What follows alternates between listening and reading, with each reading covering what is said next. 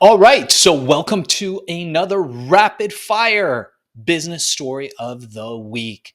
This is part of our rapid fire series, and today we have an incredible guest with us, someone who's achieved extraordinary success and is here to share their unique business journey with you. We're excited to hear their insights, so let's welcome them to the show. All right, so as this is our rapid fire series, we've got 1 minute or less to answer each question. So, in a minute or less, give us the elevator pitch to your story and your life. Go. Hi, thank you for inviting me on. I'm really pleased to be here. It's been great to kind of go through a business journey over the last 30 years and set up a whole number of different businesses. And I think part of the success is actually finding out what you value and what actually makes things work for you, that you actually want to turn up and do what you do during the day. So my values are very much trying to help other people, which is why I've set up Breaking My Addictions, ADHD Freedoms, and various other projects like Self-Drive Psychology. My story is very straightforward, really. I've probably got ADHD and I've tried so many different things in my life. I studied psychology and then I went to work with kids in residential units and felt that they weren't getting the help that they needed. So I now run a therapy centre. I build websites for therapists, but I also am a poet, a musician, and I run websites that are there to try and help people like Self-Drive Psychology, Breaking My Addictions, and ADHD Freedoms. And the idea behind this is that people can access information and resources that will help themselves. And when you start to help yourselves, then you start to inspire other people. So that's the whole kind of theme of this, is actually inspiring people to go and reach out to improve their mental diet and to go and incorporate that into their lives, and then to make that kind of energy ripple back out so that it inspires other people as well. So that's fascinating, and I would love to dig a little bit deeper. So tell us a bit more about what you're working on today that you're most passionate about and believe will have the biggest impact. Okay, today I've been working on Breaking My Addictions. It's just one of my projects, but it all kind of meets with all the others.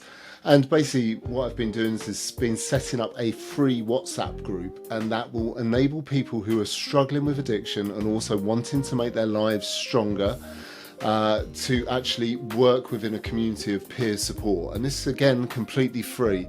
So whether I'm successful as a businessman is yet to be seen, because I don't make money out of these things, but it does work to my values. And when things start to work well, you start to see results and movements start to happen.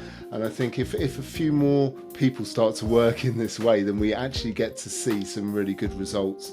So I really do encourage people to go and have a look at these websites and ideas, but also to start to look at communities, building communities where you get inspired to move forwards. So this next question is one that every entrepreneur has dealt with. Tell us about a time where you failed. We often say failure is the first step to success. So think about a time where you failed in the past. What happened? What did you learn from it? Well, I feel like Edison some days, 100 times failed and just keep going. And I think that's one of the things that I've learned, is you just keep going. I have made up daily change. I've made hundreds of different websites and really worked out why they're not working is really important. And then you move forward, and everything you do actually does build and it does move you forward. So you've got to just keep going some days.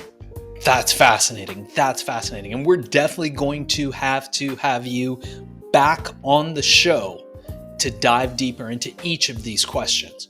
But for now, one thing that I often say is, and I tell this to my employees and the people who work with me and for me all the time, is that when a tree falls in the forest, if nobody hears it, did that tree actually fall?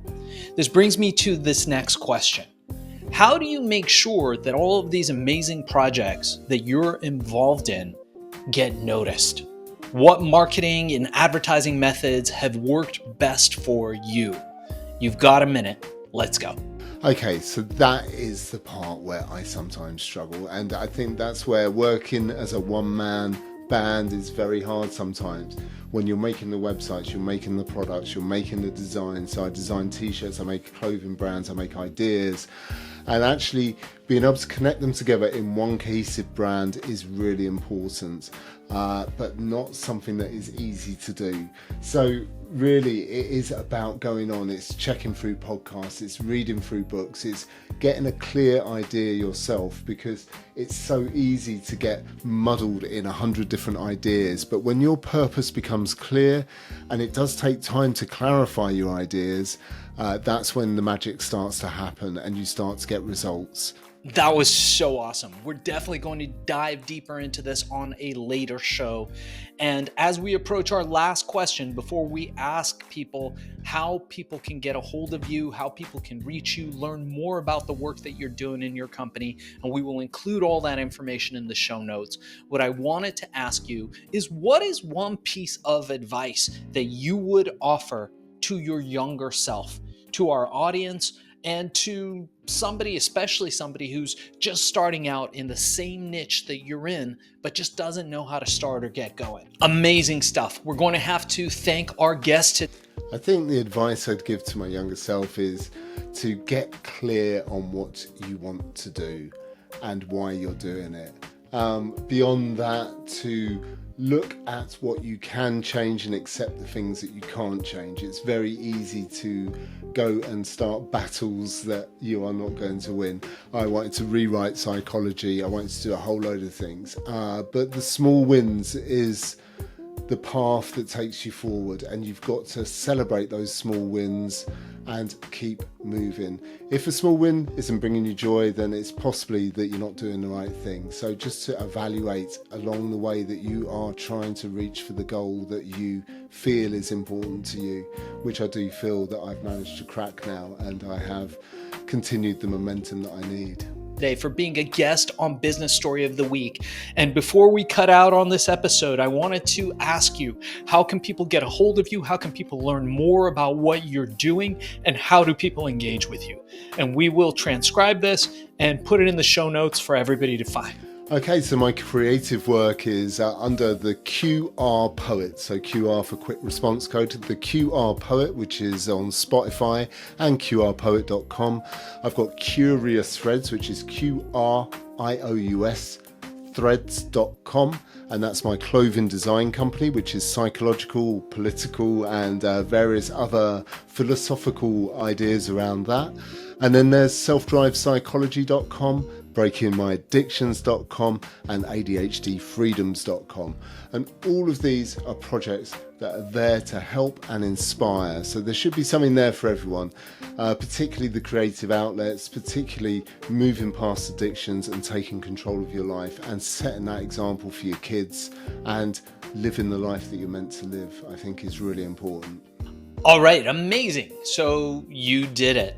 Thank you for being a guest on the show today.